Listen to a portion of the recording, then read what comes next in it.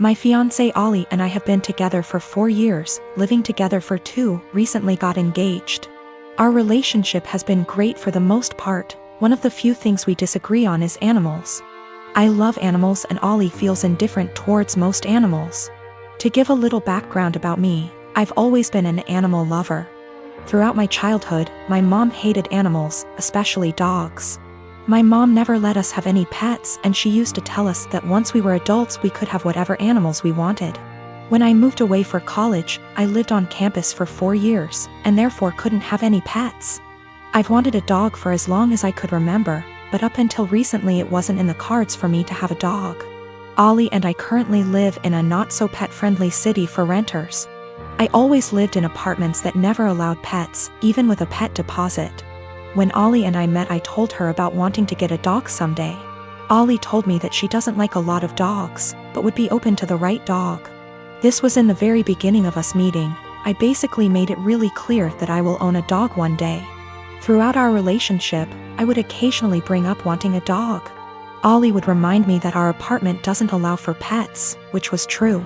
Ollie and I agreed that once we moved into a place that allowed for pets, we would look into getting a dog. About 2 months ago, Ollie and I moved into a house just outside of the city we work in. The house is a good size for the 2 of us, plus extra. The landlord is pet-friendly, and the house has a huge, fenced-in yard. It's a much more residential area, and there's a dog park about 3 blocks from the house. On top of the house being perfect for a dog, I'm in a financial place where I can afford a dog. I make very good money and I don't have to travel for work. I'm mentally prepared for potential pet fees and other expenses for having people watch the dog. Since we're finally settled in the house, I decided to mention to Ollie again about going to the shelter and looking at the adoptable dogs. Only this time, Ollie didn't have an excuse for why we couldn't get one. After a few weak excuses, sometimes we go away, Ollie broke down and told me that she doesn't want a dog. In fact, she's never wanted a dog. She was hoping I would forget about my dreams of wanting a dog. I'm not sure what to do. I'm trying to reason with Ollie, but she said her answer will always be no to a dog. She just doesn't like them and doesn't want them. She basically gave me an ultimatum, either her or my potential dog. I'm feeling shitty about this, because I always made it clear to her that I was going to want a dog someday. I feel like she was banking on something unrealistic, and now she's putting me in a lousy spot.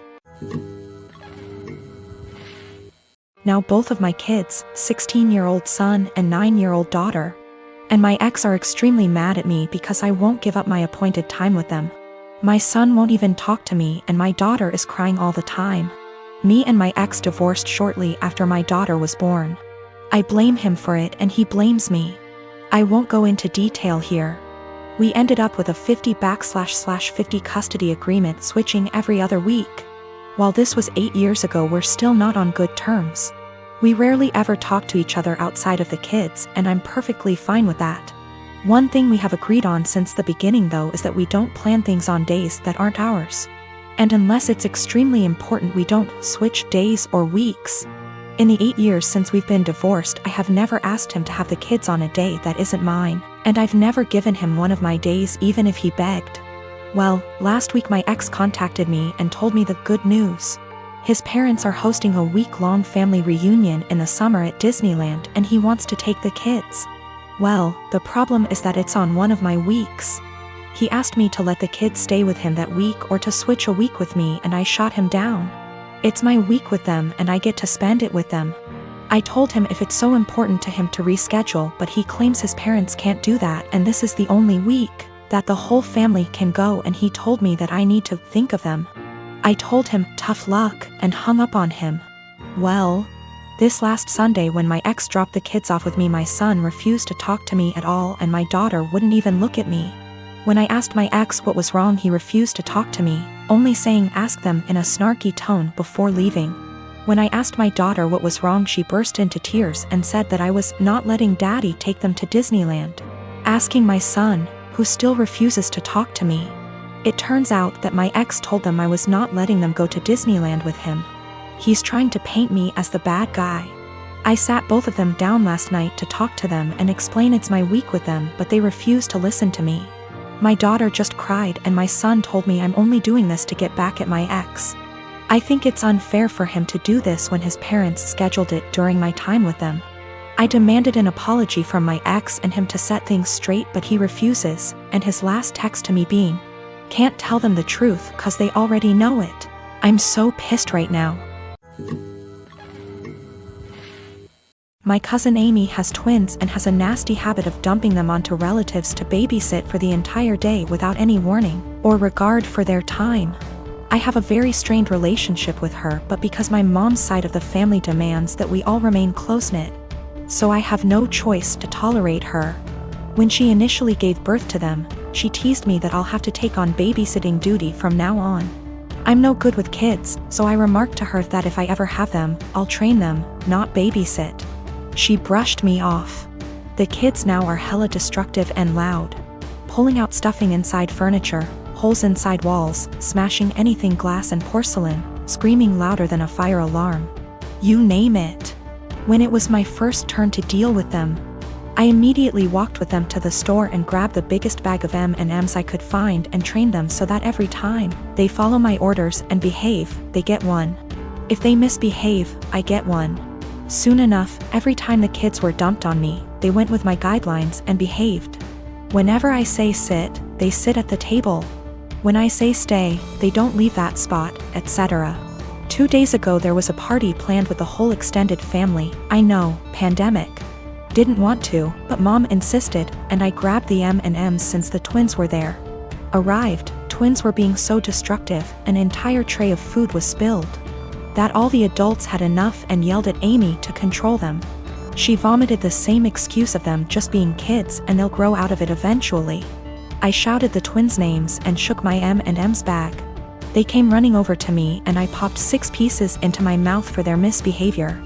I told them to go clean up the mess or no candy all night. They do so. Halfway through the party, every time something similar came up or they just weren't behaving, I was the one able to calm them down. When Amy saw what I was doing, she got angry and started yelling at me about how her children aren't animals and that I shouldn't be giving them so much candy anyway. I told her that I'm their aunt, not their parent. Why am I the one disciplining them? Isn't that her job?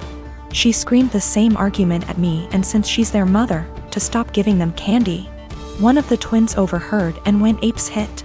Dashed straight into the kitchen and started shattering anything they can get his hands on, shouting over and over that he wants candy.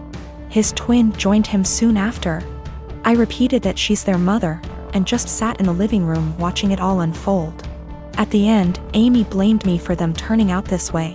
The other relatives she dumped them on, a majority, disagreed, but when I told a friend about the situation, he told me that the training I did can really up the kids mentally later in life. My daughter is 14. The divorce between me and her mom is still an open wound, but we try our best to make everything feel as normal as possible with the split. I remarried to my wife Isla. My daughter isn't mean, but she does not view her as a mom, which I am is okay. As long as she's respectful, which she is, they do plenty together, they go out, took an interest in cooking together, watching shows together, etc. I've told Isla to be patient with my daughter.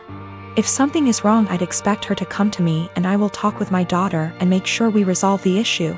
But as far as the harsh parts of parenting, that's up to me. So the other day, my daughter came to me saying she wanted to go to her mother's. I asked why she did because she looked upset. She said to ask my wife. I called her mom and she said she'd pick her up but hasn't heard any issues from my daughter. My daughter's birthday is coming up. We are doing a quince for her. She's very excited. So Isla went to my daughter, saying that she wanted to have a quince just with us, meaning without her mother or her family. When my daughter said she wanted her mom there, especially because of how big of a deal this is, and Isla was pretty much trying to force the issue and telling her that she can do one here and just as big. My daughter asked why she's trying to leave her mom out of such an important event. And Isla got mad at her for that and accused her of being bratty, and if she wants her mom so bad she should go there. I was so confused. What argument even is that? First of all, there's a reason she went behind my back and told my daughter. Second of all, she's not my kid's mother. And the more she tried to replace her, the more my daughter will resent her. Third of all, she's never welcome to insult my daughter because of her issues, and I don't know where and why she thought this would fly. I told her this, and her argument was that she wanted to be noticed by my daughter and why I care so little about her feelings. I told her my daughter notices her, they go out in girls' days weekly, they go out, watch movies together, etc. My daughter has been plenty inviting to her. Frankly, I'm surprised at how well she's opened up to her, but now she will have to earn her trust back. She again asked why I keep taking my daughter's side and not meeting her in the middle. I told her she's wrong here, simple as that. I could have if she didn't do it like this. I told her that if she expects me to turn on my daughter, she's out of her mind, and my daughter comes first in any situation. She started crying and accused me and saying she's in second place, to which I confirmed. I would never want her to put me over a kid. She left and now isn't speaking to me. V asked my daughter if this behavior was consistent. She said that she feels like Isla makes it a point to not talk about her mom, but nothing this extreme.